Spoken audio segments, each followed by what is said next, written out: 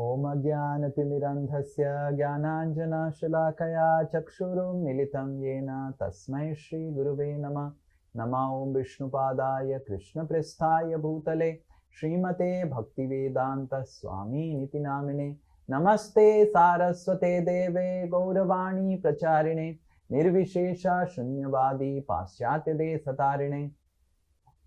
Namo Mahavadanyaya Krishna Prema Pradayate Krishnaya Krishna Chaitanya Namine Gauratise Namaha.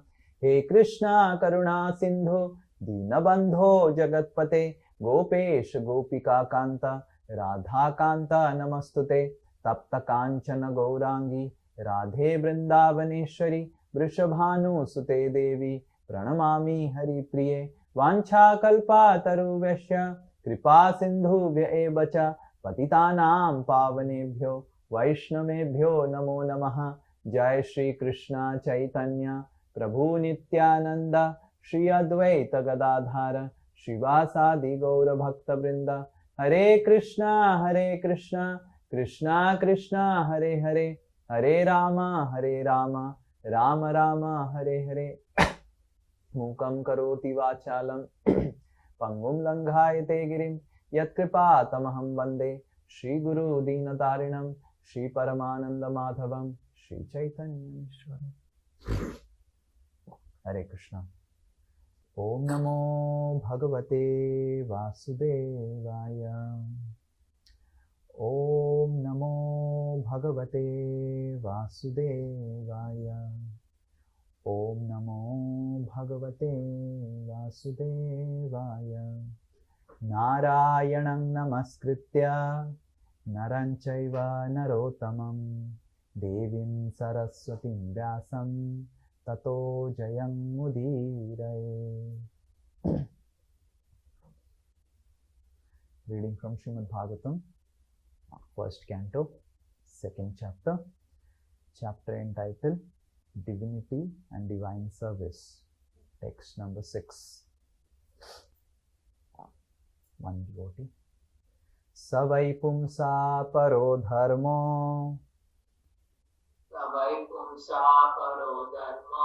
yato bhakti radhokshaje ahetuki apratihata yayatma suprasidati. Savai pumsam paro dharmo yato bhakti radhokshaje ahetuki apratihata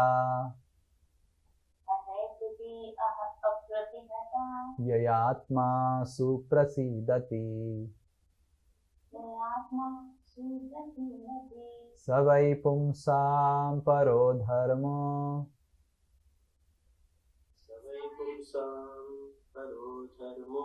yato bhakti radhokshaje ahetuki apratihata yayatma suprasidati.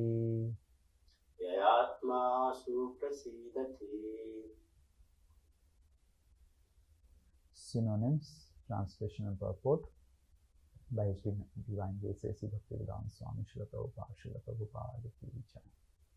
Saha. Anyone? Saha. That. By. Certainly. Pumsam. For mankind. Paraha. Sublime. Dharmaha. Occupation. Yataha. By which. Bhakti. Devotional service. Adhokshaje. Unto the transcendence. Ahetuki. Causeless. causeless, apratihata, apratihata, unbroken, unbroken, yaya, yaya, by which Atma, Atma, the self, the self, suprasidati, suprasidati, completely satisfied. completely satisfied. Translation and purport. Translation. The supreme occupation dharma for all humanity is that by which men can attain to loving devotional service unto the transcendent Lord. Such devotional service must be unmotivated and uninterrupted to completely satisfy the self. Purport. In this statement, Sri Shuta Goswami answers the first question of the sages of Naimisharanya. The sages asked him to summarize the whole range of revealed scriptures and present the most essential part so that fallen people or the people in general might easily take it up. The Vedas prescribe two different types of occupation for the human being. One is called the Pravritti Marga, or the path of sense enjoyment, and the other is called the Nivritti Marga, or the path of renunciation. The path of enjoyment is inferior and the path of sacrifice for the supreme cause is superior. The material existence of the living being is a diseased condition of the actual life. Actual life is spiritual existence or Brahma Bhuta existence, where life is eternal, blissful, and full of knowledge. Material existence is temporary, illusory, and full of miseries. There is no happiness at all. There is just the futile attempt to get rid of miseries, and the temporary cessation of misery is falsely called happiness. Therefore, the path of progressive material enjoyment, which is temporary, miserable, and illusory, is inferior. But devotional service to the Supreme Lord, which leads one to eternal, blissful, and all-cognizant life, is called the superior quality of occupation. This is sometimes polluted when mixed with inferior quality. For example, adoption of devotional service for material gain is certainly an obstruction to the progress path of renunciation. Renunciation or abnegation for ultimate good is certainly a better occupation than enjoyment in the diseased or condition of life. Such enjoyment only aggravates the symptoms of disease and increases its duration. Therefore, devotional service to the Lord must be pure in quality, that is, without the least desire for material enjoyment. One should therefore accept the superior quality of occupation in the form of devotional service of the Lord without any tinge of unnecessary desire, fruitive action, and philosophical speculation. This alone can lead one to perpetual solace in his service. We have purposefully denoted dharma as occupation because the root meaning of the word dharma is that which sustains one's existence. A living being's sustenance of existence is to coordinate his activities with his eternal relation with the Supreme Lord Krishna. Krishna is the central pivot of all living beings, and he is the all-attractive living entity or the eternal form amongst all other living forms or eternal forms. Each and every living being has his eternal form in spiritual existence, and Krishna is the eternal attraction for all of them. Krishna is the complete whole, and everything else is his part and parcel. The relation is one of the servant and the served. It is transcendental and completely distinct from our experience in material existence. This relation of servant and the served is the most congenial form of intimacy. One can realize it as devotional service progresses. Everyone should engage himself in that transcendental loving service of the Lord, even in the present conditional state of the material existence. That will gradually give one to the clue to actual life and please him to complete satisfaction. Hare Krishna. So this is the first answer that the sage of the questions that the sages asked. So anyone remembers the first question?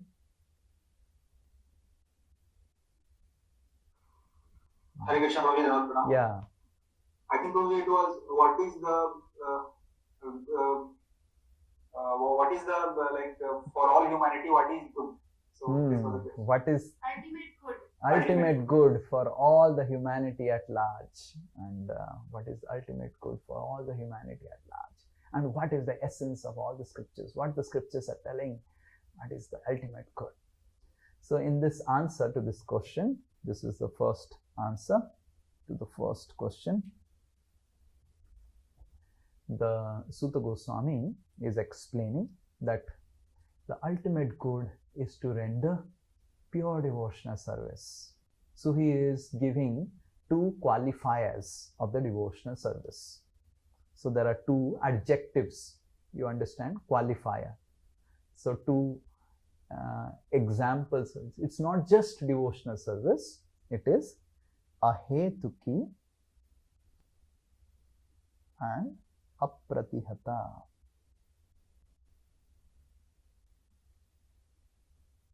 So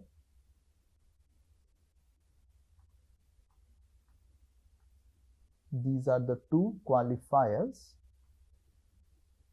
of bhakti explained in this verse. First is ahetuki and next is apratihata.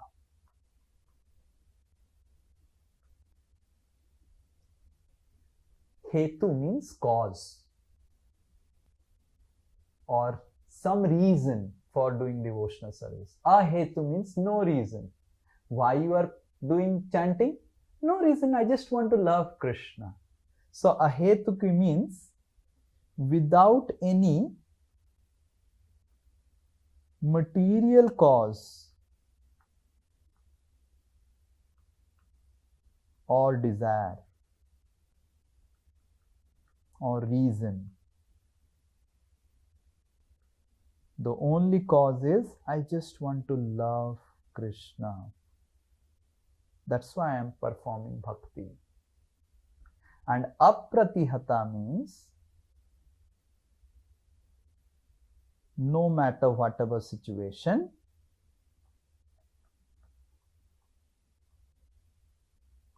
I will do it. Hata means hata, end. Pratihata means completely end. Apratihata means never it will end. You are understanding? This is how Sanskrit is. So hata means end, pratihata means completely end, and apratihata means opposite of completely end, matlab never it will end, constantly it will go on. Apratihata. Then what is the result of this? The result is that this is the result. So this is the result. So what is the result of this apratihata bhakti? Is that suprasidati. Prasidati means prasanna.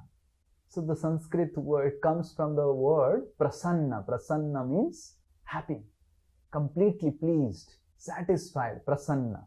Suprasidati matlab completely satisfied. There is nothing remaining. So this, the result is complete santusti or satisfaction. The result. And to whom we have to do bhakti? Who is the subject or object of bhakti? So the object of our bhakti is adhoksaja. So adhoksaja is Krishna's another name.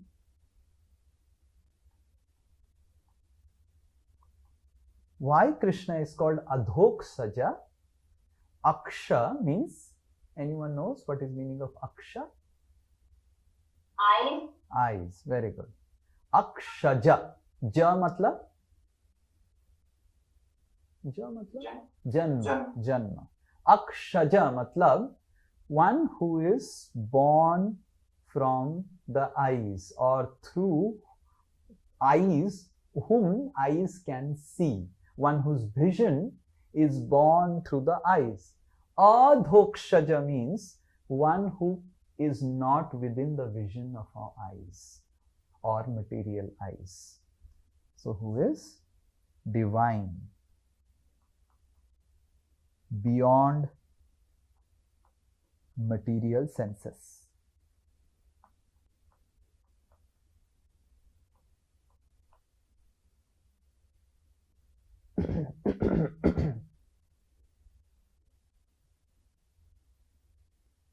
But then I have so many other duties. So Suta Goswami is telling this is the supreme duty of everyone. Paro dharma. Paro matlab supreme. We have so many duties.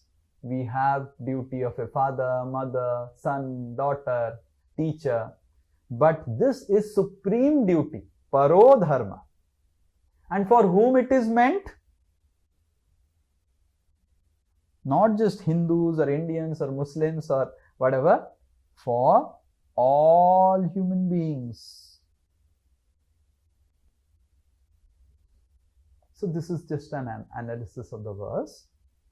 For all the human beings, the supreme duty, parodharma, is that one does bhakti, devotional service, to whom? Adhokshaja, that personality, Krishna, who is beyond the material senses of everyone. And that bhakti has to be done ahetuki, without any reason or desire for material welfare, apratihata, constantly without interruption, and that will result in complete santushti or satisfaction of the self. Okay.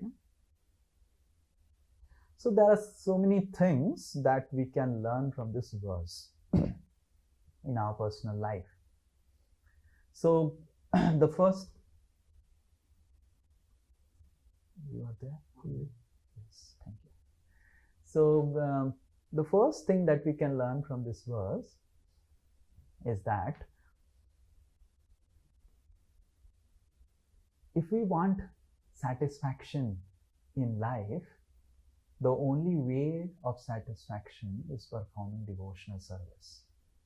Or in other words, even after practicing devotional service for so many years, sometimes we feel bored, sometimes we feel bhakti is burdensome, sometimes we feel bhakti is becoming mechanical, sometimes we feel, oh, I have to again chant the holy names.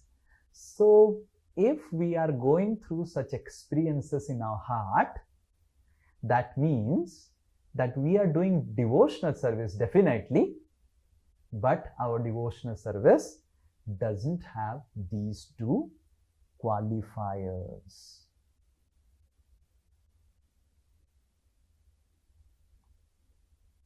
If you are not feeling happy in devotional service, or today you are doing it, tomorrow you are not doing it because it's boring, it's mechanical, it's getting burdensome, the reason is it is still not ahetuki. Look in your heart, you have some desires still left in the heart. Look in your heart that you want to practice bhakti because you have some expectations from Krishna. Oh Krishna, I want this in return of such sincere devotional service. So long these desires are still there in the heart, Bhakti Devi will not manifest satisfaction in our heart. Bhakti Devi is the personification of devotional service to Lord. So Bhakti Devi analyzes the qualifications and the parameters of whom to give how much happiness in devotional service. Bhakti Devi is an expansion of Ladini Sakti, Srimati Radharani, who controls how much, just like it is just like there is a sweet shop owner, okay? And he has only one rasgulla in his shop. One rasgulla. All around there is only one rasgulla. And people come to his shop and ask, what is the price of rasgulla? And he says, what price you want to pay? And people say, Arey, kya ye to pehli baar, this first time I am seeing a shopkeeper telling that what price I want to pay. Looks like 5 rupees. And the person says 5 rupees.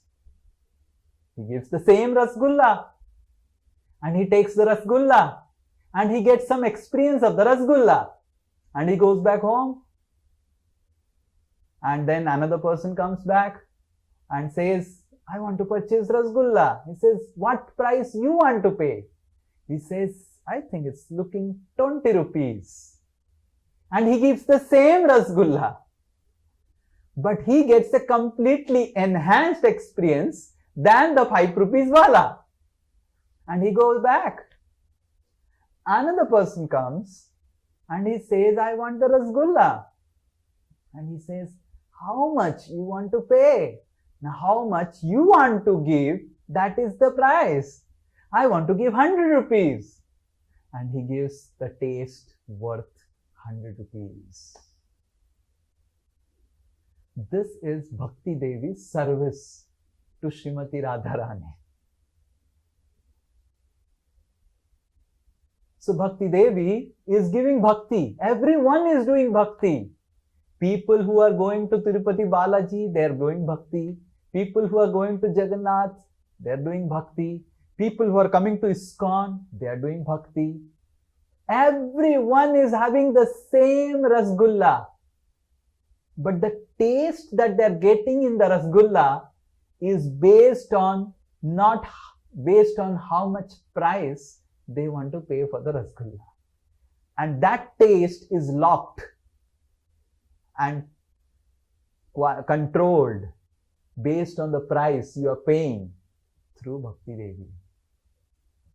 And that's why it looks very simple, the chanting of the holy names of the Lord, but how much happy one is while chanting of the holy name of the Lord is only, it is based on experience. Now, for example, the fourth person comes and asks all these 3 persons who have paid 5, 20 and 100. This fourth person asks, Rasgulla ka bhav kya hai? All the 3 people will say, bhav 5 hai, bhav 20 hai, bhav 100 hai. And this person will get confused. Same rasgulla, how it can be sold in so many rupees? And he asks, what's the difference? No one is able to tell. Why? Because bhakti is based on the experience, and our experience in bhakti is very much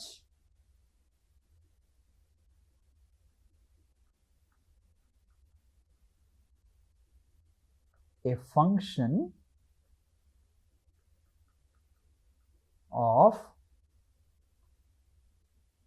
how much price you want to pay for bhakti. And price basically means how much pure you want to perform the devotional service. So the experience of satisfaction is being controlled by Bhakti Devi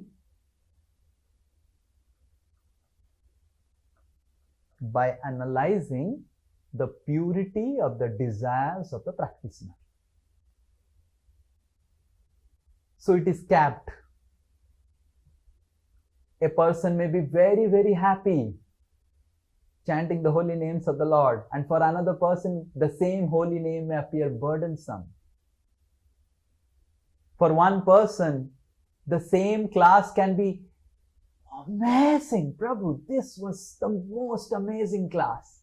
And for another person, he can be simply bored and looking on the time when the class is going to get over. It's not based on the class. It's not based on the holy name. It's based on how much pure price we want to pay that Bhakti Devi is manifesting in your heart, that how much you will feel satisfied in that experience. In this world also the same principle works. There is third class ticket. Yes, you have seen the third class ticket. And then the second class sleeper, AC third class, AC second class, and the AC first class, and the Vande Bharat executive class, right? Similarly, in the economic class of flight and the business class of flight, based on the price you pay, you have a different experience. Though the plane is same, the flight is same, the destination is same, the experience is different based on the price you paid for the ticket. Yes? So exactly in the same way, we all may have joined ISKCON. We all may read Srila Prabhupada's book. We may all aspire for going Vrindavan. But whether we are going Vrindavan in a Bail Gadi or a Mercedes will depend on how much price we are paying. Some people may go very fast and experience a smooth, seamless journey to Vrindavan. And some men experience bumpy and difficult drive, slow. But the road to Vrindavan and the experience in the roads is not what set by Krishna and the Bhakti Devi, is set by us. If you are feeling burdensome, mechanical, frustrated, pressurized in devotional service, look within your heart. You still have material desires and expectations of getting something from Krishna out of devotional service. And if till now you have not experienced love for Krishna, look within your heart, peep deep within, that, oh Krishna, I never wanted you. So why you will come? I only wanted in exchange some material things of this world. And I got some material things. There is one Srila Prabhupada disciple, Mataji. Her name is, Her Grace, Urmila Devi Dasi. And Mataji has written a very nice article on ISKCON in different modes. And ISKCON is not in different modes, but ISKCON follower in different modes. ISKCON follower in the mode of ignorance. I want post, position, and I need followers, and I need to establish myself as a preacher. How many views have come, and who am I? How many people are recognizing me, what I'm doing in ISKCON? ISKCON follower in mode of ignorance. Or why he is having so many followers. Let me spread some negative rumors about him and tarnish his character so that no one appreciates him. ISKCON follower in mode of ignorance. Mode of passion. I want this, I want this, I want that. Oh Krishna, give me this, give me that. Mode of goodness. Oh, I am so grateful that I got devotional service. This is such a nice, so nice people around, so nice everything is nice. This is my duty to do. And mode of pure goodness, Suddha Sattva. I have got an opportunity to directly interact with Krishna and love Krishna by the mercy of my Guru. So based on what modes and what price we are ready to pay for the devotional service, Bhakti Devi, as the facilitator of our devotional service, offers the fruit. The fruit is suprasidati, satisfaction. Based on how much price you will pay, that much experience of satisfaction you are going to get in bhakti. And the price is the price of purity. How much with pure desires I want to love Krishna. Oh Krishna, I don't want anything from you. I just want to love you. I just want to serve you. I just want to meet with you. I just want to talk with you. These are the pure spiritual desires of a Paramhamsa. He is performing devotional service just to meet Krishna and serve Krishna and love Krishna. He has no other desire. Oh Krishna, whatever you want, whichever position you want to put me, like Bhaktivinoda Thakur is praying, Swarge ba niraye. You want to put me in heaven? I am happy with it. You want to put me in hell? I am happy with it. You want to give me diseases? I am happy with it. You want to give me good health? I am happy with it. You want to make me a bankrupt beggar? I am happy with it. You want to give me a lot of wealth? I am happy with it. Whatever Krishna, whichever situation you want to put me, I just want to perform devotional service. I want to love you, Krishna. The goal of my life is to love you. More and more, we live a life more close to this principle of purity. More and more you will see your devotional service will be so blissful. You will be so excited. Yesterday I was telling Bihari Govind Prabhu about excitement. You will be so excited always. If diseases come, you will be so excited because this is a disease specially sent by Krishna for purifying me. If special Mahaprasad comes, you will be so excited. This Mahaprasad has come by Krishna to me.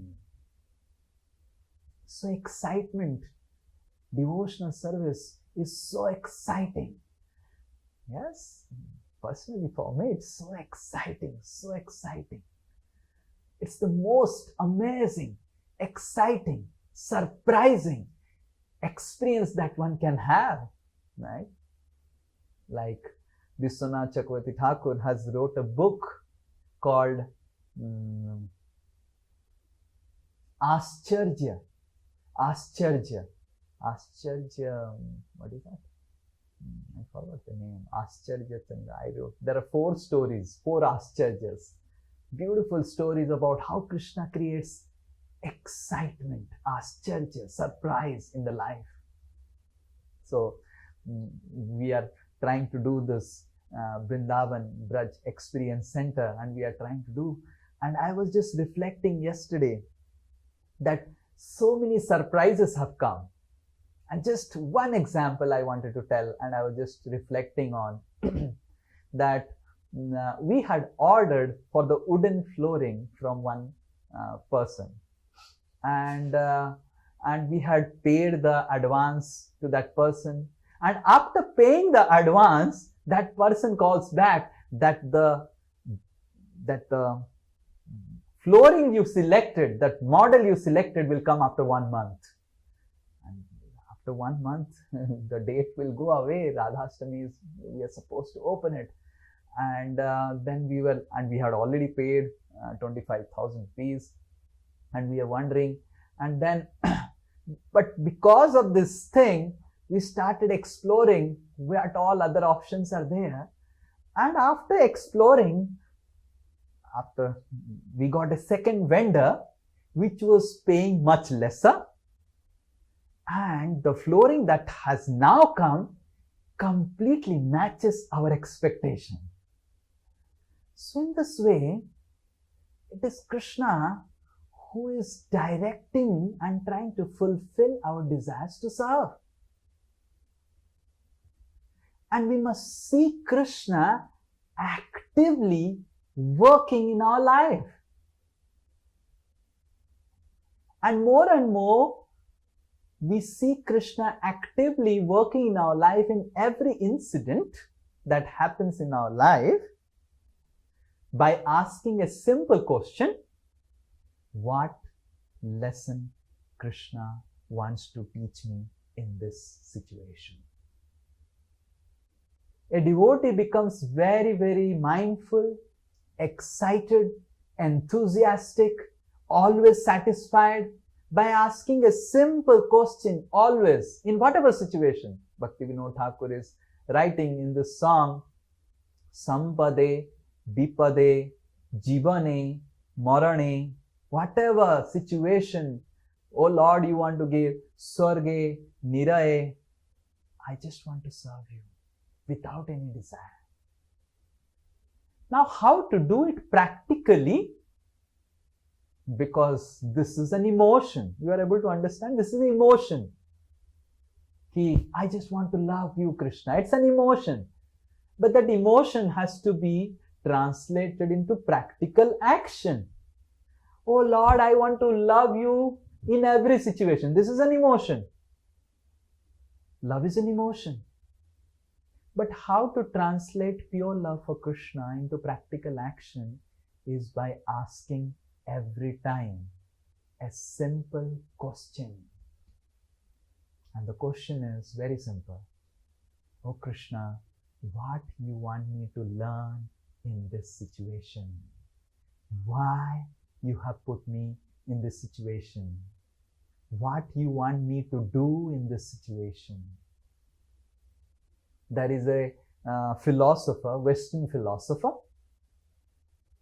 Prabhupada commented that he is quite close to pure devotional service.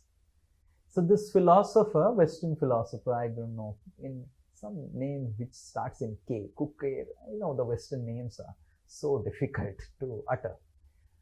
So he writes that the essence of prayer, I'll repeat, the essence of prayer is not to tell Lord what we want from Him.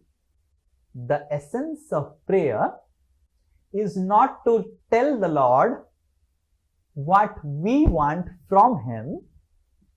The essence of prayer is to hear from the Lord what He wants from us. He wants from us. So this is pure devotional service. Pure devotional service is about going to Krishna, not telling what we want from Him, but telling, oh Krishna, what you want from me in this situation. You have given me this disease, which is a terminating disease, a cancer. What you want to do with me, what service you want, because of which you have put me in this situation. You have given me 1 crore of lottery. Oh Krishna, what you want me to do and why did you give me this? This question, asking always ourselves and asking Krishna and praying to Krishna to give us direction, is the first step to perform pure devotional service or ahetuki bhakti. In the next class, we will discuss elaborately, based on Srila Rupa Goswami, what he speaks about how to perform pure devotional service from the nectar of devotion. So the nectar of devotion, Srila Rupa Goswami defines pure devotional service in a verse. So we will, for the next 2 classes, describe and discuss on that verse and what are the 6 characteristics of pure devotional service. How do we understand that pure devotional service is manifesting in my heart?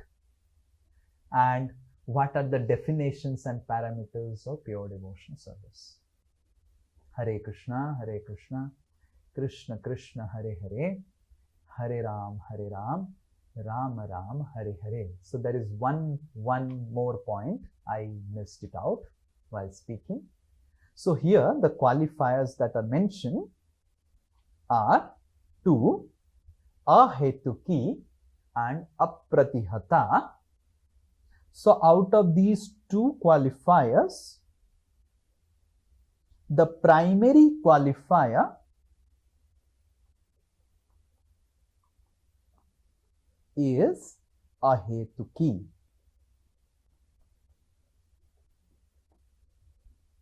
And the secondary effect of that ahetuki qualifier is apratihata.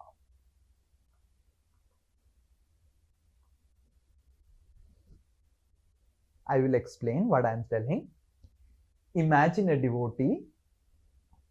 He is practicing bhakti so that he will be very, very peaceful.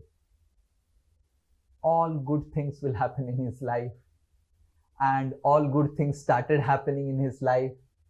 He started doing bhakti, and after some time, bad things started happening in his life.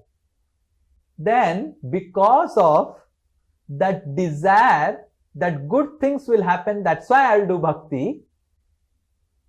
After bad things start happening, apratihata, the bhakti will not remain apratihata, it will stop.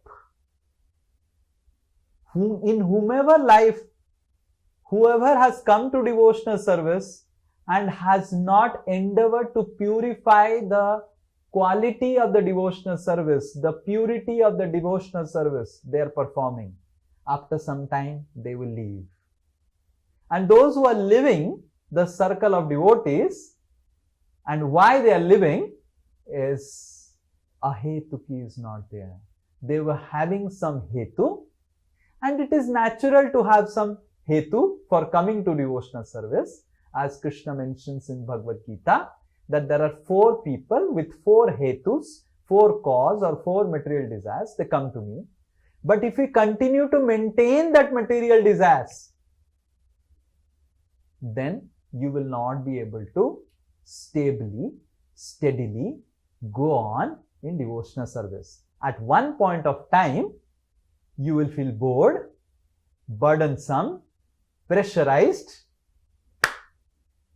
बहुत हो गया, बहुत हो गया, बहुत हो गया, बहुत हो गया. But we see some Maharajas, sannyasis, they're just not.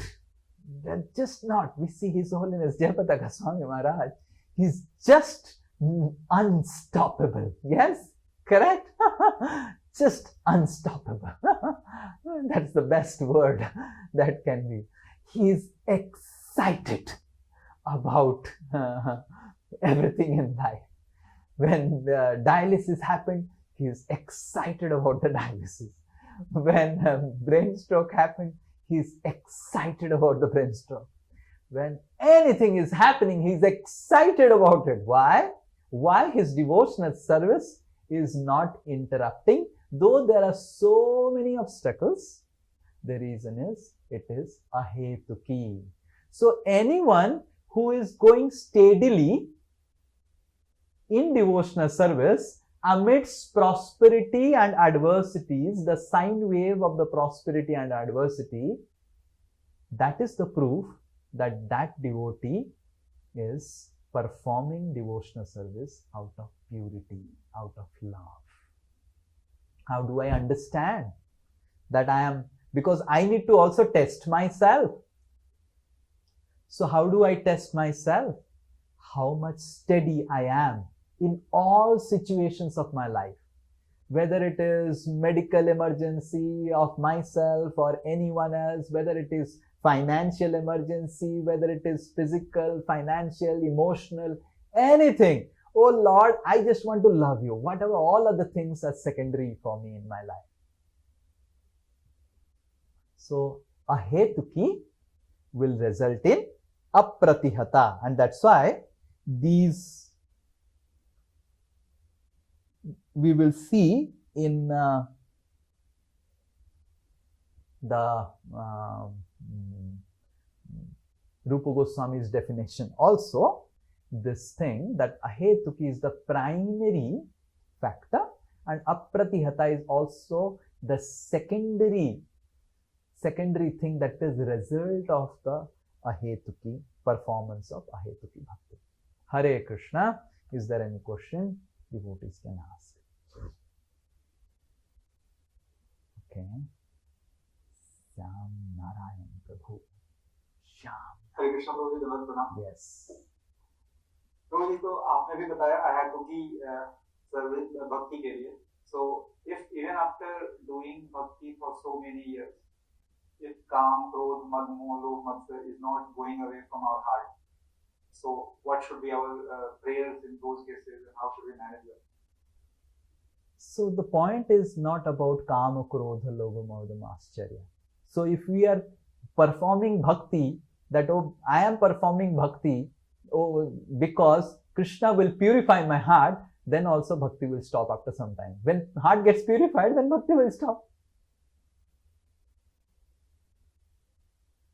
One time, one devotee in Mayapur asked His Holiness Jananivas Prabhu that, Prabhu, did you ever feel that there are some obstacles of the heart, and when there are obstacles of heart, what to do? When the heart is filled with anarthas, what to do? What is your suggestion? And Prabhuji said, I don't have time to think about my anarthas.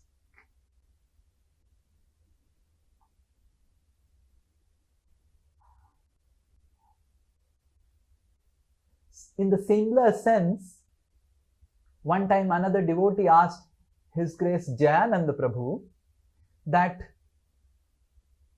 how do you know that you are advancing in Krishna consciousness? Jayananda Prabhu said, it's a nice question. I never thought about it. I just thought that I will continue doing service. And I'm so busy in serving Krishna that I'm not understanding. I don't have time to think about my advancement. So, we are not here creating a society of Anartha consciousness. International Society for Anartha Consciousness and Anartha Purifying Society. We have devotees of all categories in ISKCON. We have pure devotees, we have impure devotees, we have lusty devotees, we have greedy devotees, we have pride devotees. But we are not bothered about whether they are lusty or greed and everything. We are bothered about how steadily they are ready to follow the spiritual authorities and the spiritual master, and how steadily they are continuing doing the service. So if our desire of practice of devotional service is that my anarthas of heart will get purified, then also it will become pratihata, it will also stop, because at one point of time will become pure.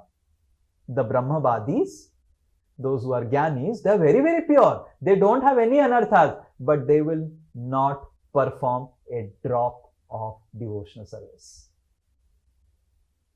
Why? Their heart is pure. That means purity of heart is not the driving force for devotional service. The purity of desires is the driving force of devotional service. So as a devotee, we are not worried about our anarthas. We are worried about how much desires I have to serve Krishna. And it is up to Krishna whether he wants to purify my heart or not purify my heart. If Krishna wants to keep me a lusty person, oh Krishna, I will remain, but I will continue doing service to you. So we are not here to purify our heart. We are here to purify our desires. Oh Krishna, I know, I am convinced that if I perform devotional service, my heart will get purified, my anarthas will get purified.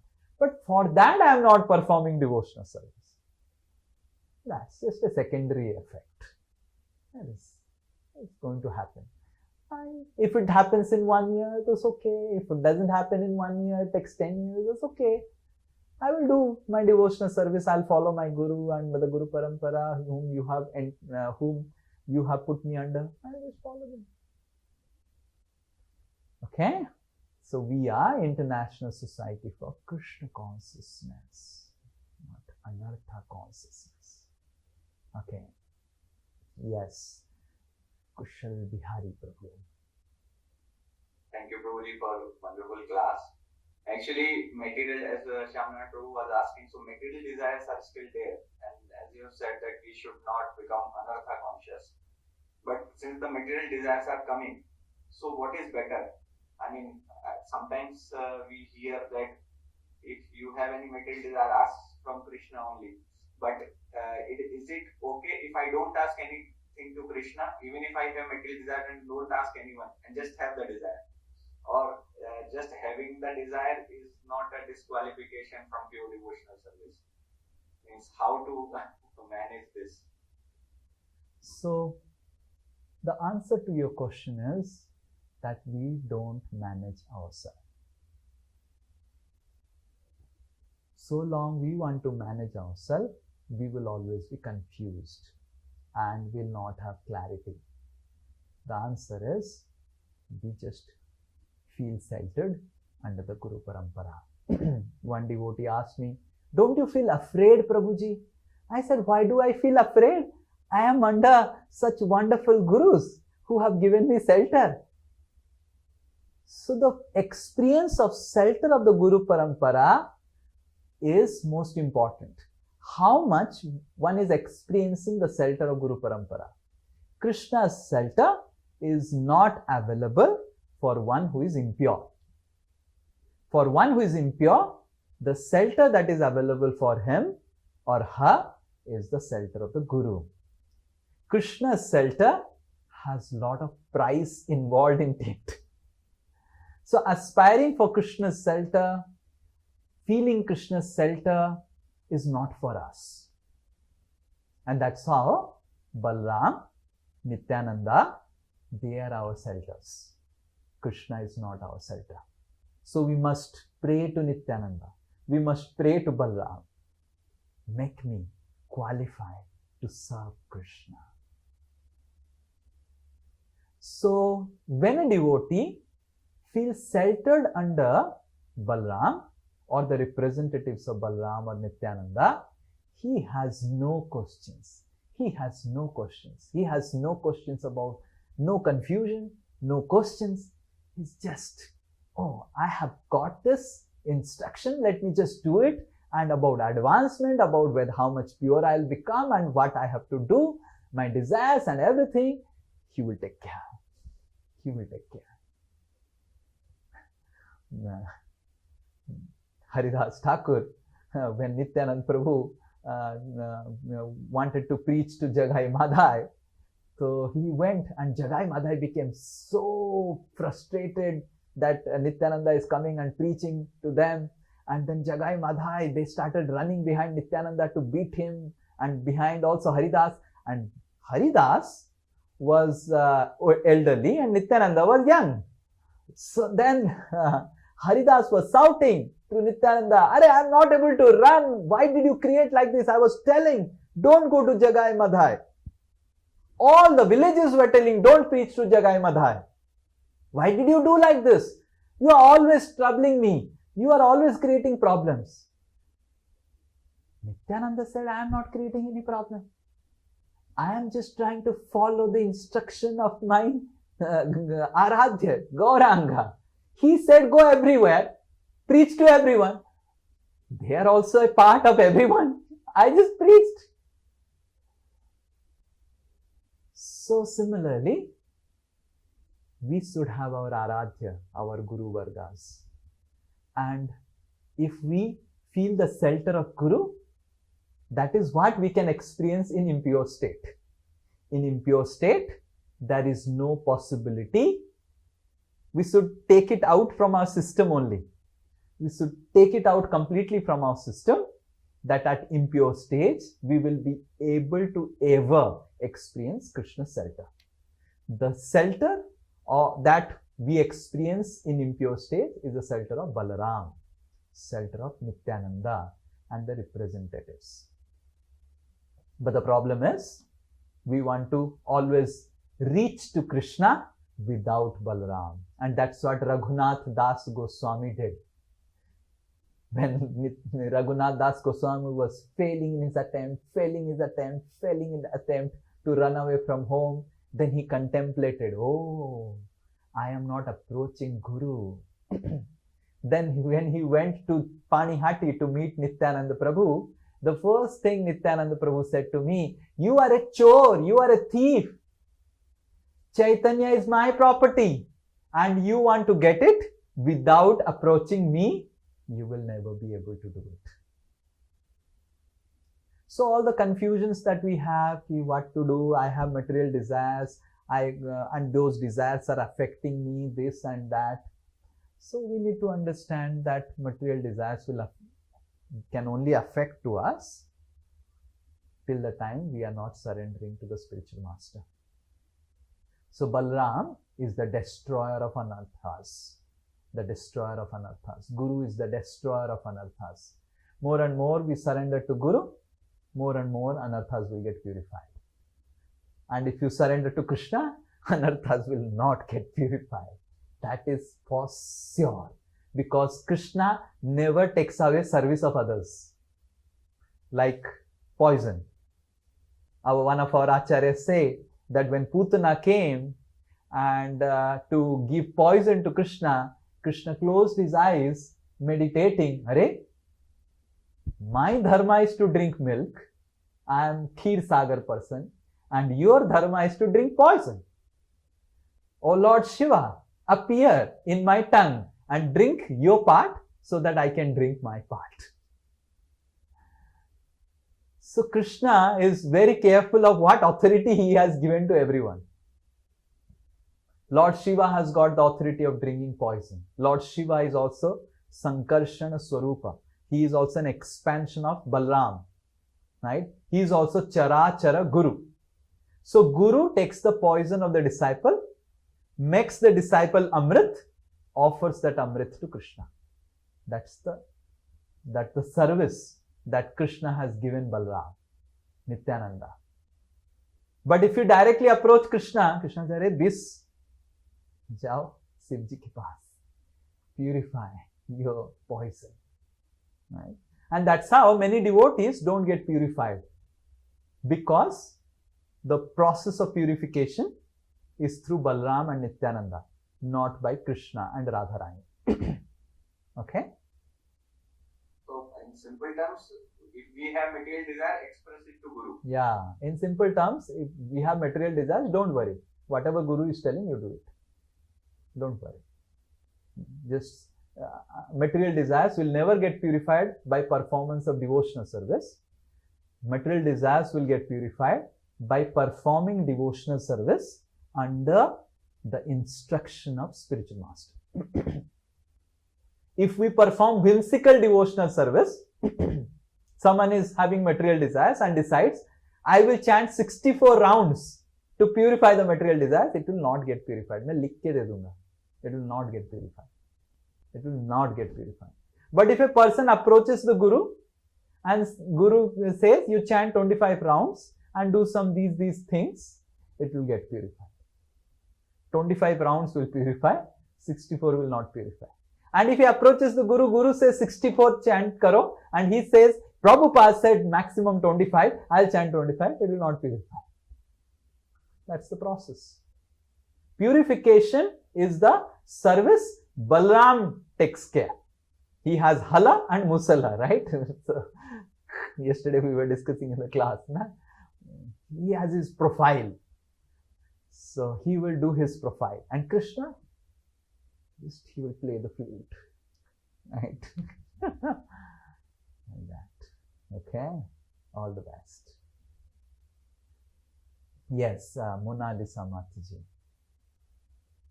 Shri Krishna Prabhuji, Bhagavad Pranam. Prabhuji, this is about the song.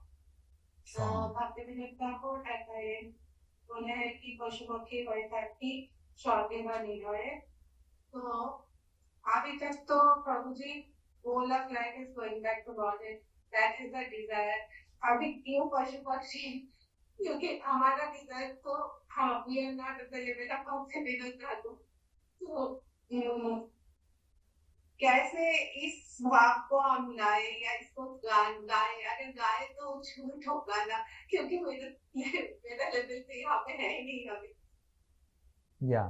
So when we are singing the Vaishnav song written by an Acharya, we are also associating the mood of Acharya. As we keep on singing more and more and more and more and more, then the mood of the Acharya, the bhav of the Acharya will also start manifesting in our heart. So don't worry about it. And regarding second thing is that our aspiration is to go back to Godhead. Then why Bhakti Vinod Thakur is writing Swargeva Niraya Pasu Pakshi?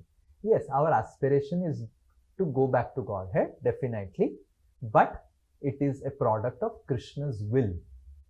If Krishna wants us to, Krishna, if you ask me, I would like to go to Vrindavan. But I will not force you, Krishna. You want to make me a bird or you want me to do some service here? Okay, I'm fine with it. But if you ask me, Krishna, I'd like to go to Vrindavan. So in this way, the mood of a devotee is that if he is given a choice, he wants to serve in Vrindavan only, in Golok Vrindavan. But if there is some service, he is completely fine. He doesn't have a trace of distress that, oh, Krishna didn't took me to Vrindavan. He's fine to be in Swarga, in Naraka, as a bird or a... So in this mode, Bhakti Vinod Thakur is writing that, oh, Krishna, your will is supreme in my life. My will... Sorry? Anything to please him. Yeah, anything to please you. Anything to please you. But Krishna is more concerned about us. He will not put us in hell, right? Even a materialistic devotee doesn't go to hell. What to speak of a person who is aspiring to go back to Godhead and serve Krishna eternally? He will not have to even see hell. Forget about going to hell. Okay? But this is a mood of, oh Krishna, your will be done in my life.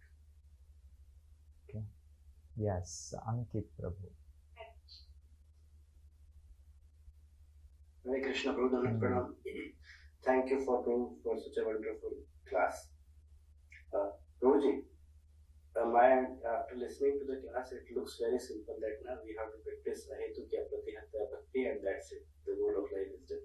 But at the same time, we see there are so many other scriptures that Acharyas have written like Nectar of Instruction, Nectar of Devotion, and we also we read that that Anartha Nivriti has so many stages.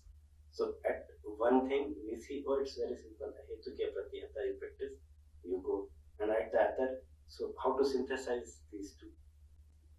Yeah, so if you have to practice Ahetukya Pratihata, you need to know the process, the steps involved, the pitfalls involved into those practice of Ahetuki. What can come, at what stage what will come. And that's why our Acharyas have analyzed the entire process into steps. So Ahetuki Apratihata is not a digital. Because of dealing so much in digital world, we think everything is 0 and 1. It's not just 0 and 1, that one day I am Hetuki and Pratihata and next day I get up in the morning, I am Ahetuki and Apratihata. It's not a digital process. It's an analog, it's a continuous process of refining from a completely impure heart to completely pure heart. So what is that? What are different steps are there to reach to that purity is what our Acharyas have explained and analyzed so that we understand at what stage I am in and what I have to do to overcome that stage. Is this clear? Yeah. Yes. Ritu Mataji.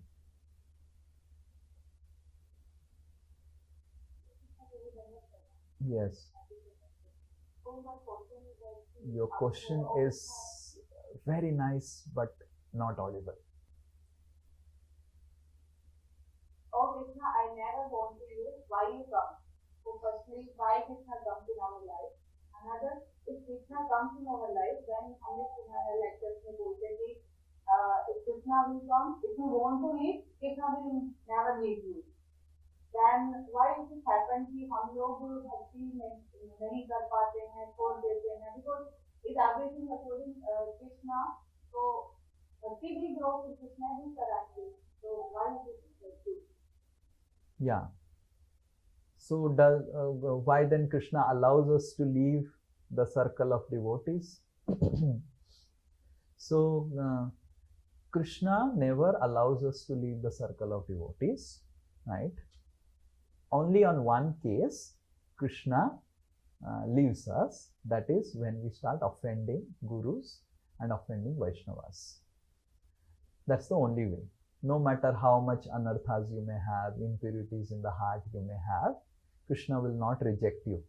But if you start offending Vaishnavas, offending and criticizing Guru, criticizing Vaishnavas either in the mind or in the heart or in the mouth, all the fall downs I have seen, 99% is because of offenses. Any fall down I have seen in spiritual life till date, last 20 years, everything, forget about fall down, people who have also left ashram, brahmachari ashram, they have left, them also I have seen somewhere or other there are anarthas, not anarthas involved, aparadhas involved. Now, because these are all very confidential, personal cases, I cannot tell case study. Okay, this devotee, he was having aparadh for this, then this happened. This devotee did aparadh and this happened. But you can be rest assured, for all practical causes, 99.99% of we not feeling satisfied in devotional service and not able to continue and leaving devotional service is only reason is aparadh, not anarthas. Anarthas never result in making us leave devotional service. Aparadhas. So Guru aparadh. We criticize when we are young in devotional service. We have a lot of respect for our superiors. As we go ahead in Krishna consciousness after spending years, we don't have that much respect for superiors because we see the human side of the superiors also. We see, अरे ये भी number 2 करता है. Initially we think ये शायद number 2 नहीं करता होगा. He also has number 1, number 2. He has also bodily ailments. He also has. So we start offending our superiors. We start in our mind judging our superiors. We start in our mind criticizing our superiors. We start in our mind judging Vaishnavas, criticizing Vaishnavas. That's the only reason people leave Krishna consciousness. Otherwise, anarthas say they are very rare. Huh? There are 0.1, 0.01%, those are there, right? But those who have left because of anarthas, they have come back. But those who have left because of aparadhas, they have never come back. They have never come back.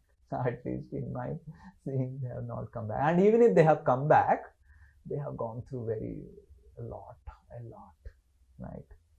So, so why Krishna allows? This is why Krishna allows, because Krishna doesn't want his devotees get troubled.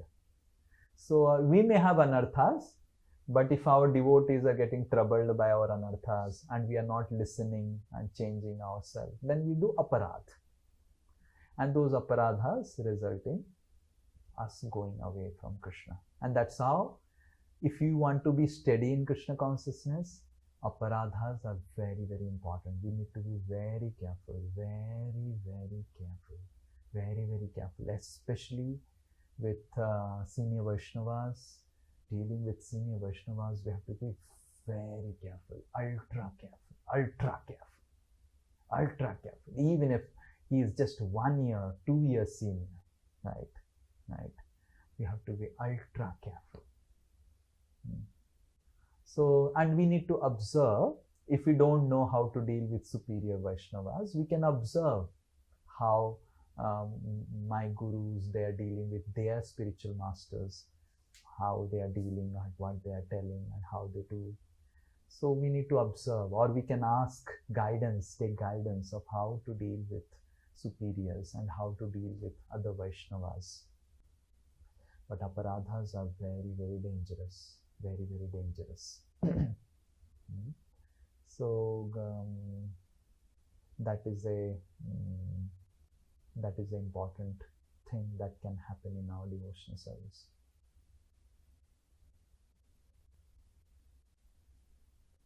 Krishna resides in our heart. So, why Krishna didn't stop us? Like, अगर हमारे अंदर वो अपराध आ रहा है, हम क्यों नहीं? तो कृष्ण हमारे हृदय में रह रहे हैं. No, it's not like that. Like there was one brahmachari who used to criticize Radheshyam Prabhu ashram. So it's not that Krishna doesn't help. I have seen he got so much of help, and but he used to not change, and I used to get so frustrated because you just don't want to hear criticism of anyone and forget about criticism of superiors. So and then he faced such terrible issues in his spiritual life, terrible issues. So it's not that help is not provided. See, something you are doing in your mind, no one knows what you are thinking in your mind about about other Vaishnavas, about superiors. What you are thinking, no one knows. Only Paramatma knows.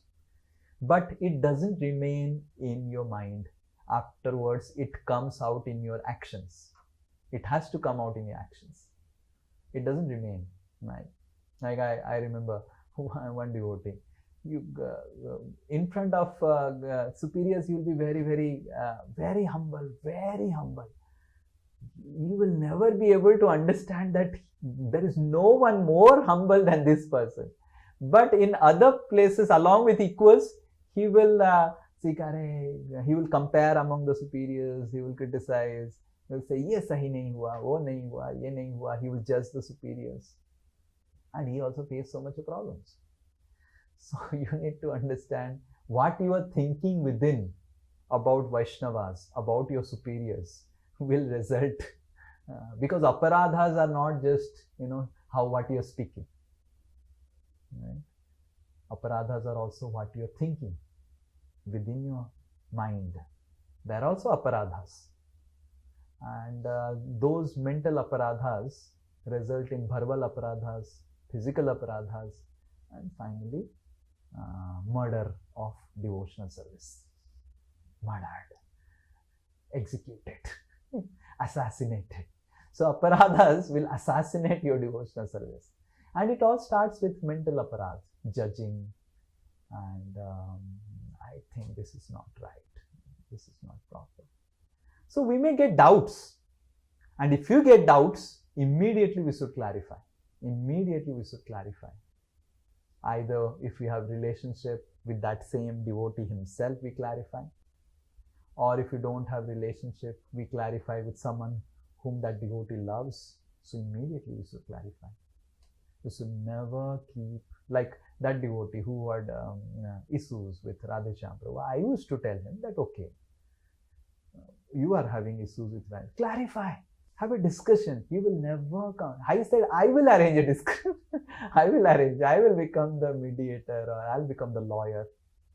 Or, he will never come.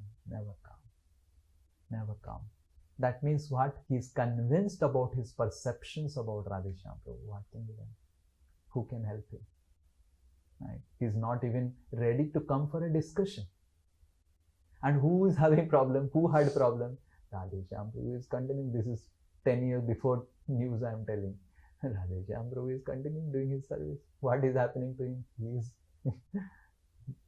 His devotional service only had got jeopardized. What happened to Radheshyam Prabhu? Nothing. So in this way, over so many years I have seen not Radheshyam Prabhu, Radhanath Maharaj, Jayapataka Maharaj, Ritwiks. What? Madhu Pandit Prabhu is disciple of Jayapada Maharaj only, na?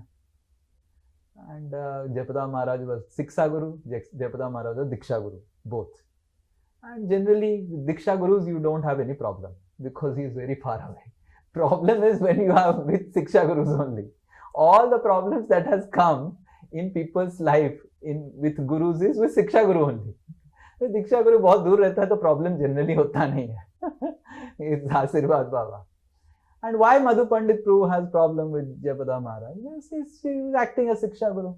There were some devotees were not happy and Jayapada Maharaj told some feedbacks and everything. He was not ready to take feedback. Then how he wants to go get out of the radar of Jayapada Maharaj? How? He created his own philosophy. I am Ritvik, Prabhupada disciple ho gaya wo turant, you know. Immediately he became Prabhupada disciple. Why? Because he has problem with Jayapada Maharaj. Why he has problem with Jayapada Maharaj? Because he gave some feedbacks for improvement. That's why he has problem with Jayapada Maharaj. So this is how we have seen over the years any fall down, the cause is aparadh. Vaishnava aparadh, Guru aparadh. Generally Vaishnava aparadh बहुत कम होता है, Guru aparadh सबसे ज़्यादा होता है. Guru aparadh is the major cause of fall down. Like 99% of fall down is resulted from aparadh, and out of 99%, 90% of the fall down results from Guru aparadh, and 10% Vaishnava aparadh. So this is what statistics I have seen and how I have seen how all the problems, all because of aparadh. So we have to be very, very careful, very careful in with aparadh and dealing with Vaishnavas, Vaishnavis. You have to be very, very careful. And if you're not careful, assassination of devotional service. And those who are continuing steadily, happily, with excitement, always, are the people who are not committing aparadh, who are very careful of committing aparadh.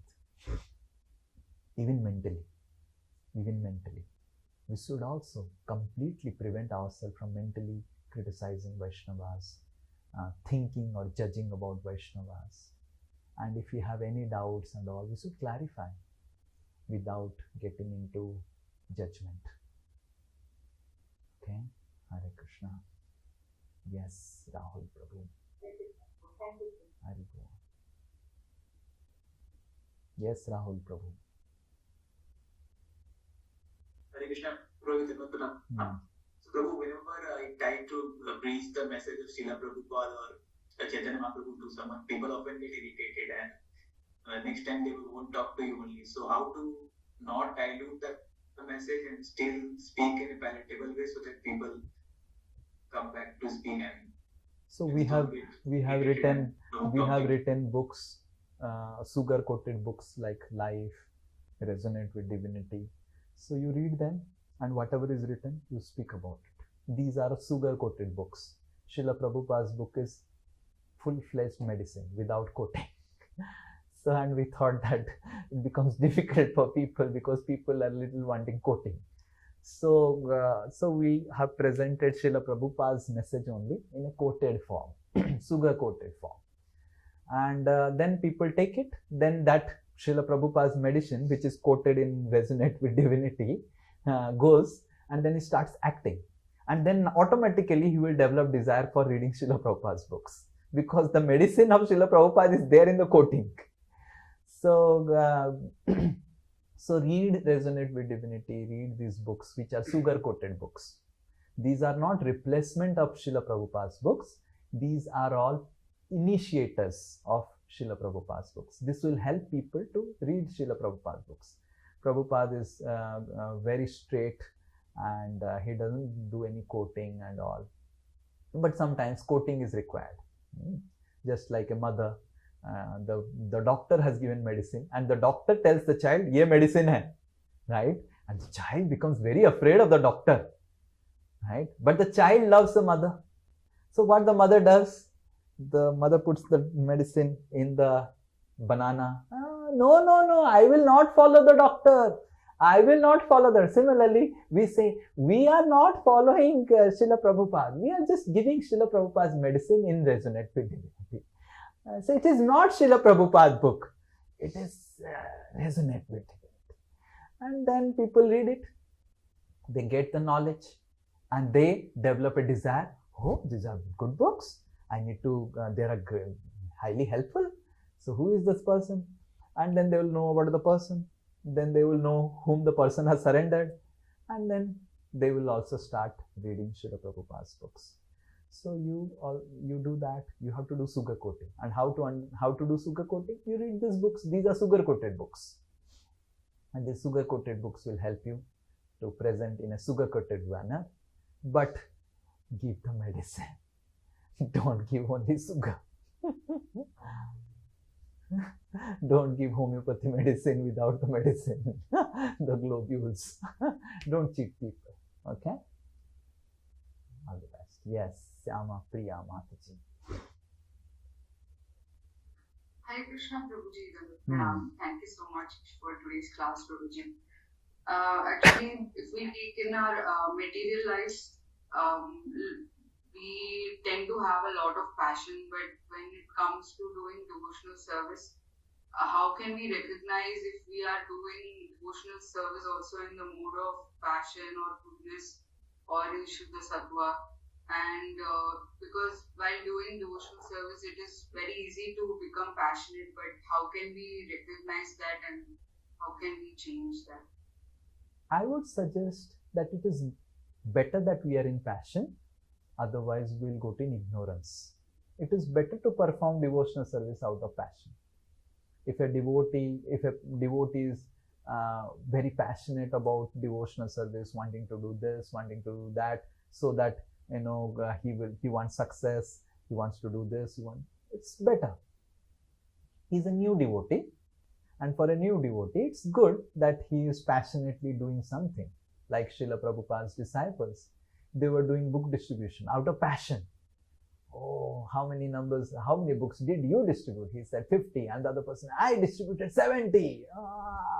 And the other devotee, he goes 2 hours before the next day, because he wants to distribute now 80, so that he wants to surpass the 70 devotees. This is passion. But because these disciples of Srila Prabhupada were so much in ignorance about getting into drugs and all those things, that passion helped them to come out of ignorance. So we have to recognize where we are. What is our prominent mode? So their prominent mode was ignorance, and they took help of passion to come out of ignorance. If our prominent mode is passion, we can take help of goodness to come out of passion. How to take help of goodness? Help of goodness to come out of passion? By doing it as a duty to Guru Parampara. Oh, my spiritual master has given me so much of time. He has helped me so much. So let me serve my spiritual master. As a duty to spiritual master, let me do it nicely. So this is going to mode of goodness and overcoming passion. But if we are in mode of ignorance, we are lazy, lethargic, and theek hai Prabhu ji, kar lenge. So we are in mode of ignorance. That means we require passion. Passion is good for ignorant people. Goodness is good for passionate people. Pure goodness is good for goodness people. Right? Because we cannot directly jump from mode of ignorance to pure goodness. Is this clear? So we have to first identify our primary mode. Am I always lazy, lethargic, theek hai, about book distribution, about doing some preaching? Am I lethargic? Am I seeing, oh, I have so much of work in the home, I have this and that, oh, I have no time. That means you are lethargic for devotional service. You are in ignorance. It is good that you become passionate. Oh, which Lalita group devotee is doing what? Oh, this Mataji is doing so much of service. I am not doing anything. I should do it. This is passion. But this passion will help you to come out of ignorance. Right? So it's not that passion is not good. Passion is good. Ignorance is completely bad. Passion is good and bad mix. Goodness is fully good and pure goodness is transcendental. Okay? So don't worry if you are impassionate. It will help you to come out of lethargy. If you are comparing with other Matajis, what they are doing and what I am doing, only 10 books I distributed. That Mataji, just see, she has 2 kids and she is preaching so nicely. So many devotees are coming for her program. It's passion. Because it is born out of comparison. But it will take you out of ignorance. Right? It's good. And that's what Srila Prabhupada used strategy for taking his disciples out of ignorance of drugs and LSD. He gave them a passionate competition. And when they were becoming, they have come fully on passion, Prabhupada said, boil the milk. Now you just forget about now forget about book distribution. Read my books. But because now they have come above ignorance, come to passion, Prabhupada started telling, do it for the pleasure of Krishna. Read the books. Right? Like that. So passion is good. Don't reject passion. Utilize passion for the service of compassionate sadhus. This passion employed by Srila Prabhupada's disciple was in the service of the most compassionate Srila Prabhupada. And because it was employed in the service of compassion, then it got purified. Okay. Don't reject passion. Otherwise you will get into ignorance. Until unless you are in goodness, don't reject passion. Sometimes we think, oh, when I will perform devotional service, just as a duty to my Guru. If you are not able to perform, at least perform devotional service comparing with how much other devotees are performing devotional service. Bihari Govind Prabhu, my husband has doing so much. Main dikha dunga ki main husband, I am greater than my husband. This is passion. But it's better. Better. Otherwise, we'll be always in bed, sleeping, doing nothing. Or fully involved in materialistic activities. Okay? Passion is very good. Why a person becomes lethargic? A lethargic devotee should take targets and do service with passion. Kama Krishna Karmarpane. Narottam Das Thakur says that lethargy can be overcome by Krishna Karmarpane, by taking targets. That Prabhuji is doing so much. मैं भी दिखा दूंगी. मैं कम नहीं हूँ. I am not so less. So this is passion, but it's good. It will take you out of ignorance. And all of you, for all practical purposes, write down in your diary, I am in ignorance only. So my primary mode of, just example. Imagine for 5 weeks, I don't give class. Okay, 5 weeks, there are no Sunday class. What is going to happen? No one is going to get up at 5:15. I'm sure about it. I'm sure about it.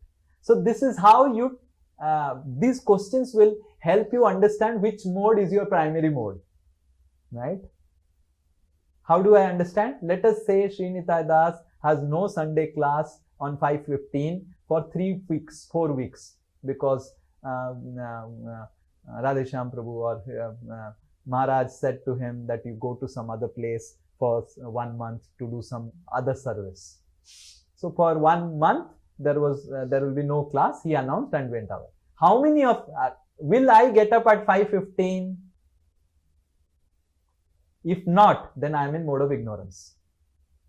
And if I am in mode of ignorance, let me take passionate targets to come out of my lethargy.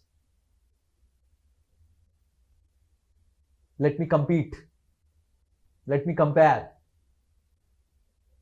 what other Matajis are doing, what the Lalita Sakhis are doing, what the other Matajis are doing, what my friends are doing, how much they are doing, and let me show off. Passion means show off. It's good to show off for those who are in ignorance. And then when you show off too much, that means you have become now passionate fully. You have come out of ignorance. Then Krishna will, like Indra, crush your pride and take you to goodness. Oh Krishna, I just want to do devotional service as a duty, Krishna. Then Krishna will crush your pride. But first have some pride, first show off, do something for Krishna. And even if you show off, there is no problem. Does that answer your question? Yes, Prabhuji. Yeah. So by default, we should agree that we are in ignorance and we need to do some passionate things. We need to take some targets. We need to compare. We need to compete. That will help us overcome ignorance, mode of ignorance. But this comparison should be our own. We should take personal targets, personal competition, personal comparison. Just see that devotee. Itna acha, har din, that Mataji, every morning she gets up at 4:30 and goes for Mangal Aarti. What I have? I'm a useless bump. This is comparison.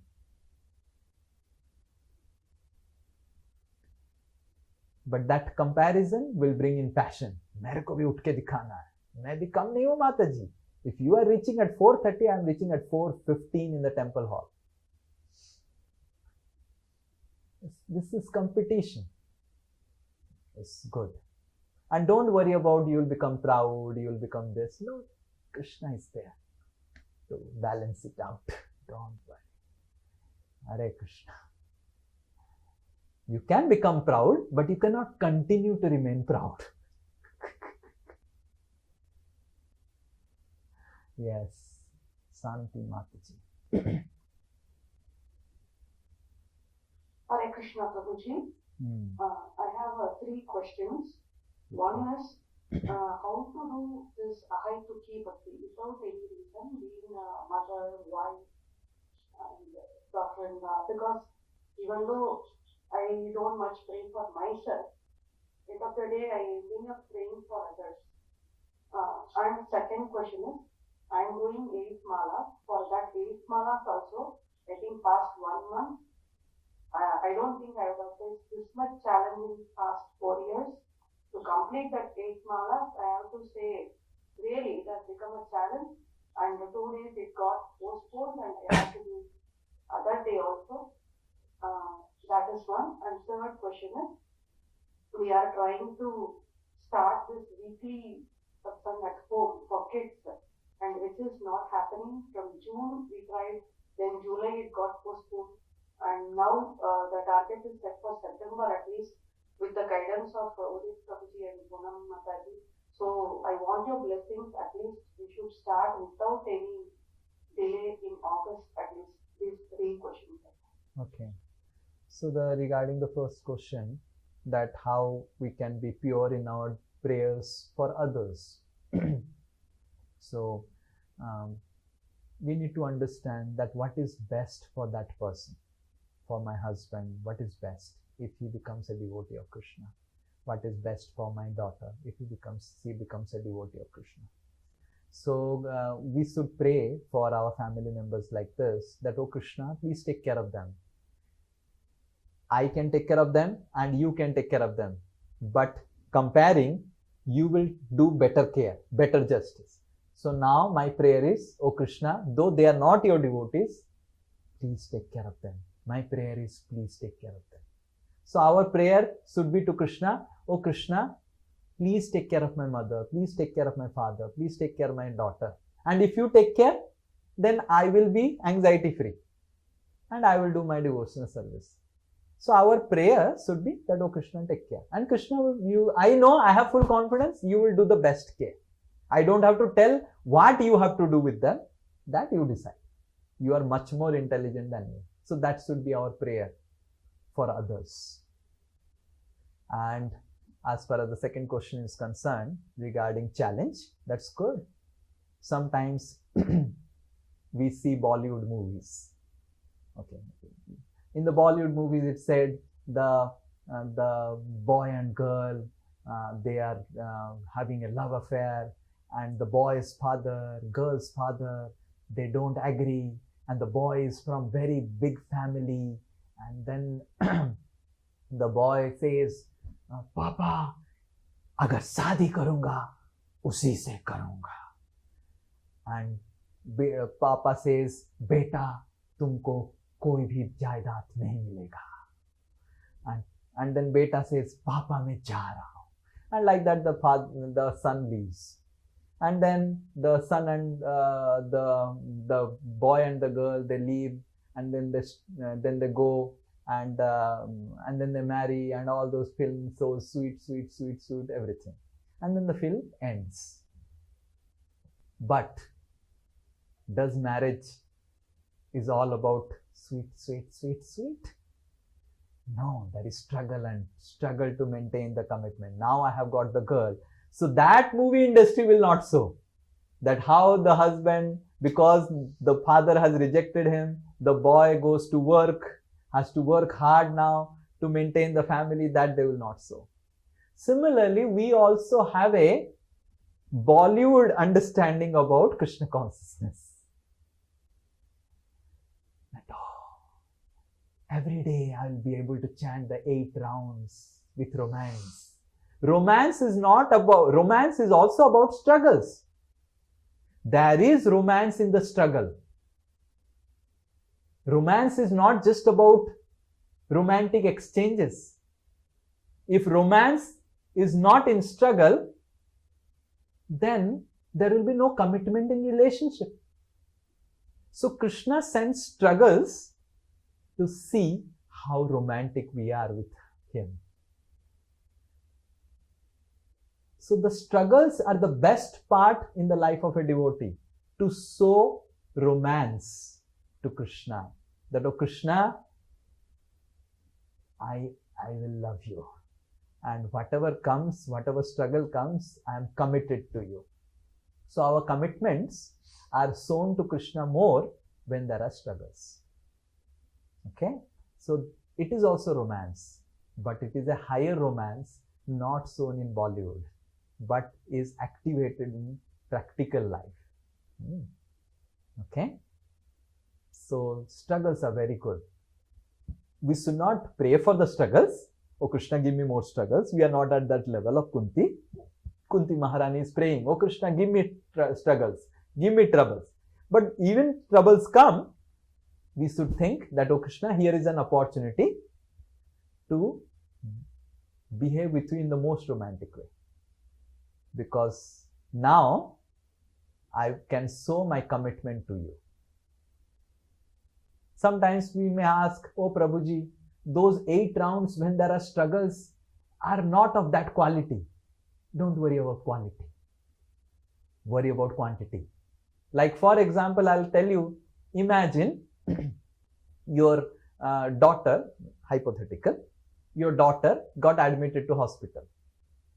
So because she is admitted to hospital, and in home somehow you are coming and somehow you are cooking some rice and everything, some roti, something, little bit of some khichdi or something you are cooking and packing it for the husband. Husband has to go to office, and then you are rushing back to the hospital to take care of the daughter. So the quality of that khichdi you are preparing for the husband has no quality. But that commitment that I am also a wife, I am also a mother, but now the mother's service is overwhelming, and because the mother's responsibility is overwhelming, So I need to little bit just do it in terms of quantity, just okay, on a survival mode. So sometimes when we go through struggles in life, our chanting may go into a survival mode, right? But that's okay. Krishna understands. Your husband understands, right? Oh, okay, khichdi. But imagine daughter has come back and 2 weeks have passed. Daughter is jumping around, and then you are still maintaining. If you can stay with khichdi during those times, so you can stay with khichdi all the time. Then the husband will say, Santi, now I have caught your laziness. So Krishna fully understands that whether it is a struggle situation or not. So during struggle situation, if our chanting goes to a survival mode, where we are just surviving and just completing the whatever rounds we have, then Krishna understands. But then the struggle goes away, because everything in material world is temporary. And still it is in survival mode. Then Krishna says, Santi or Asanti. So like that Krishna will tell us, I gave you Asanti, and then in that Asanti, it was in survival mode. But now I have given you Santi. But still you are continuing with khichdi. When you will give me paneer? So like that. Did you understand the example? Yes. And regarding third, so definitely I have all prayers and blessings, but you need to also understand that we need to make it in such a way that it is becoming interesting for the kids. So if it is boring for the kids, they may come one day and they will not come for the next day. It will not be a weekly affair. So we have to make it interesting. And in order to make it interesting, first ask them to come once in a month. Less commitment, less price, but give them interesting experience. So that, and slowly in course of 6 months, bring them to weekly platform. But directly weekly may not be a very good idea. First you have to help them develop interest in this. Okay? Hare Okay. Krishna. Yes. Thank you. Akarshita.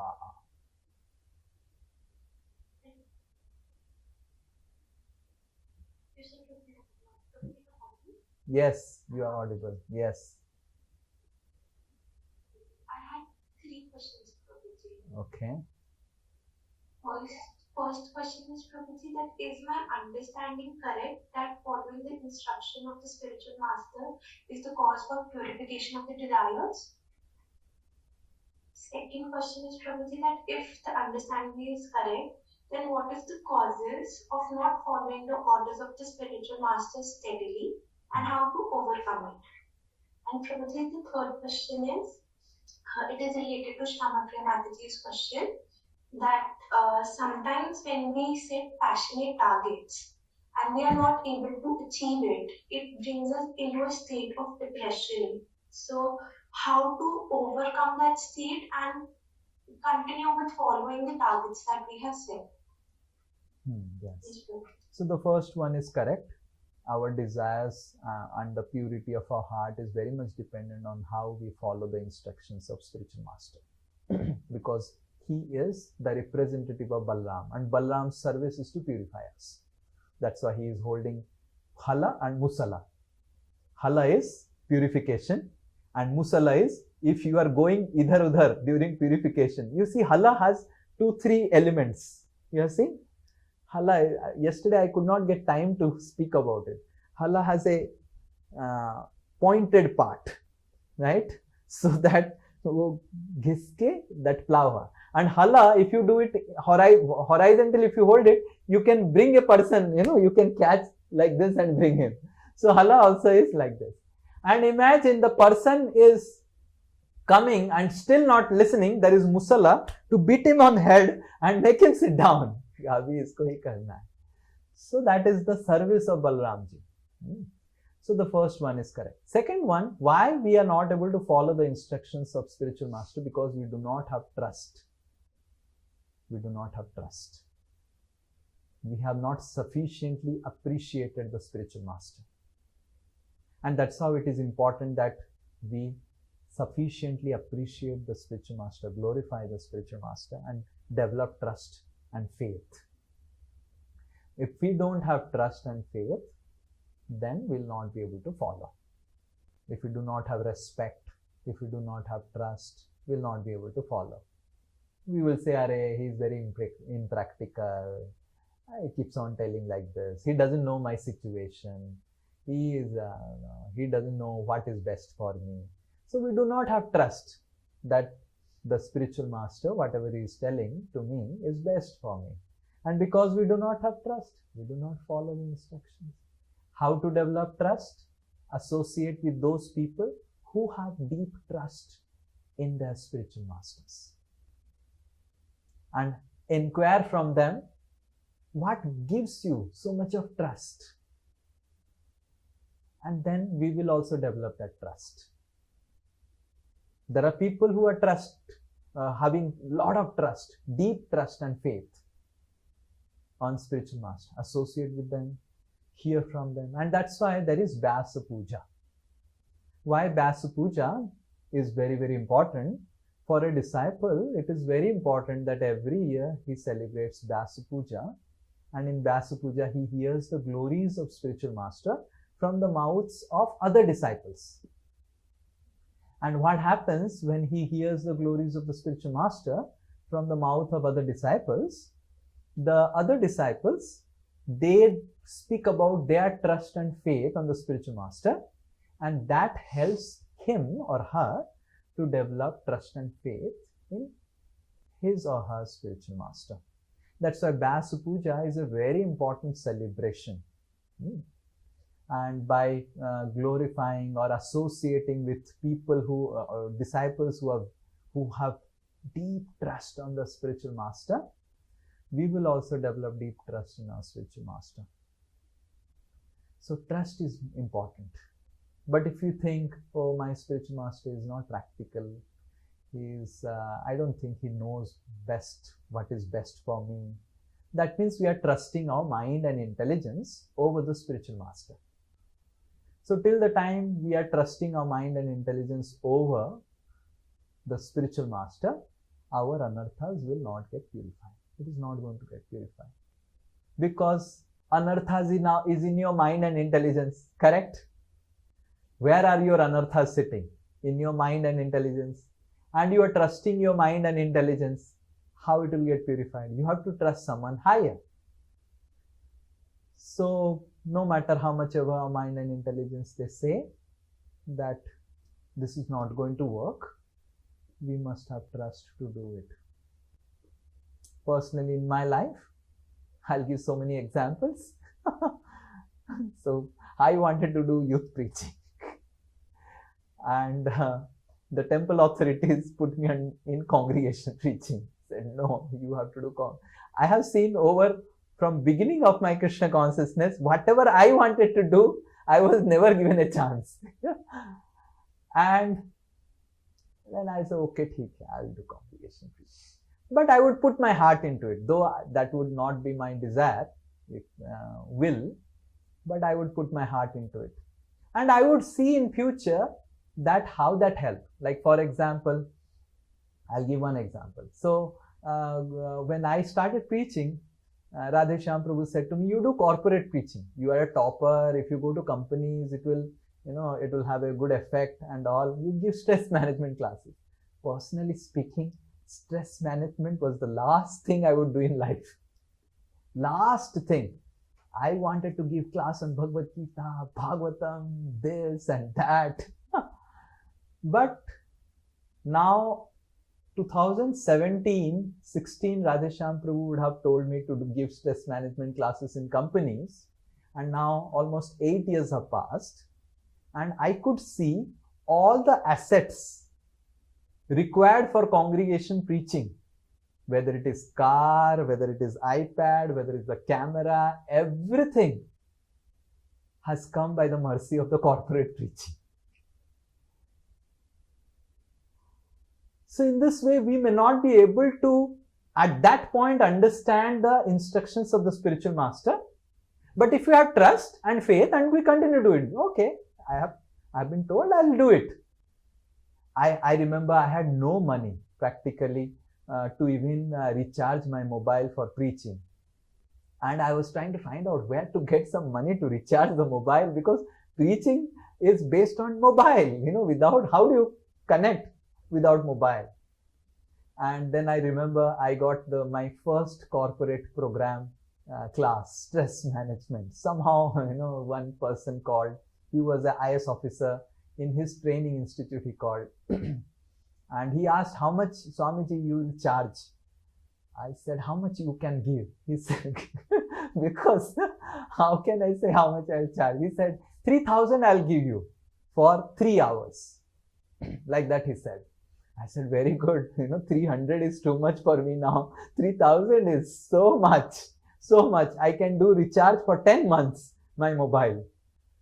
And I got 3,000. And then he was very happy with the stress management class. He was a little apprehensive whether it will be stress management or it will be some religious program, and the Muslims of my company will complain and what is going to happen. But the Muslims were happy, Christians were happy, Hindus were happy. They were very, very happy. And then he started calling me. And practically, he started calling me so much. In that first year, annually, it was like about 1,20,000 came only from that program. And with that, I could purchase all the assets, whatever was required, laptop, this, that, everything, for doing the service. So in this way, we may not be able to trust immediately and not able to see why the spiritual master is telling whatever, but we must have trust that the spiritual master is simply a mouthpiece of Krishna. He is speaking Paramatma to you. You cannot speak and talk with Paramatma. The spiritual master is speaking Paramatma. And if we follow it sincerely, though I really didn't wanted to live a life of speaking stress management like Gaur Gopal Prabhu and our other devotees who are going to companies and who are giving classes on these type of classes. I really didn't wanted to make myself like that. I really wanted to focus on speaking on Bhagavatam, but I followed it. And I followed it. I saw that my speaking Bhagavatam happened. I could purchase iPad for speaking Bhagavatam and reading Bhagavatam because of my corporate preaching. Because in the beginning, no one gives you any donation for, if you go and tell you, oh, I need a iPad to read Bhagavatam. They will say, Swamiji, why you need an iPad to read Bhagavatam? Just chant Hare Krishna. I'll give you a bead bag and you just sit down. They will say like that. They're not interested for spreading Sanatan Dharma in the beginning. They said, Swamiji, aap thoda khichdi kha ke baith ke jap kijiye. That's what their understanding is. So people are not interested in giving donations and all, and they are not interested in spreading the Sanatan. They don't feel that we have to spread Sanatan Dharma. We have to deliver people. They are concerned about their life only. My money is for my sense gratification. That's what people think. And they are not worried about spreading Sanatan Dharma. But I saw that I was concerned about speaking about Bhagavad Gita and all. This instruction, because I followed sincerely, so much it has helped. I'm telling you, so much it has helped personally. That has been the biggest asset for my congregation, or whatever preaching I could do and create whatever assets, cameras, car, and whatever I can do now have all come majorly also from the corporate preaching because of going to the companies. Now I'm slowly reducing it, and whomever they call, I go. Otherwise, I'm not focusing on it much. My focus is mostly on speaking Srimad Bhagavatam. But in this way, and recently Radheshyam Prabhu came and said, you must do some youth preaching also. I said, yes, last 2 years I have been thinking about it. I'll do. He said 30% give for youths, 30% give for congregation, and 30% for high-end individuals who can build the temple, who are all Marwadis and who who can build the hospital. We want to build a hospital. We want to build a school, Krishna conscious school. But Krishna conscious school cannot be built by all of you. You cannot. We need big businessmen for building schools. Especially we want to build a very good school for like our we have in Chowpatty, we have in Pune. We want to build a school, very good school.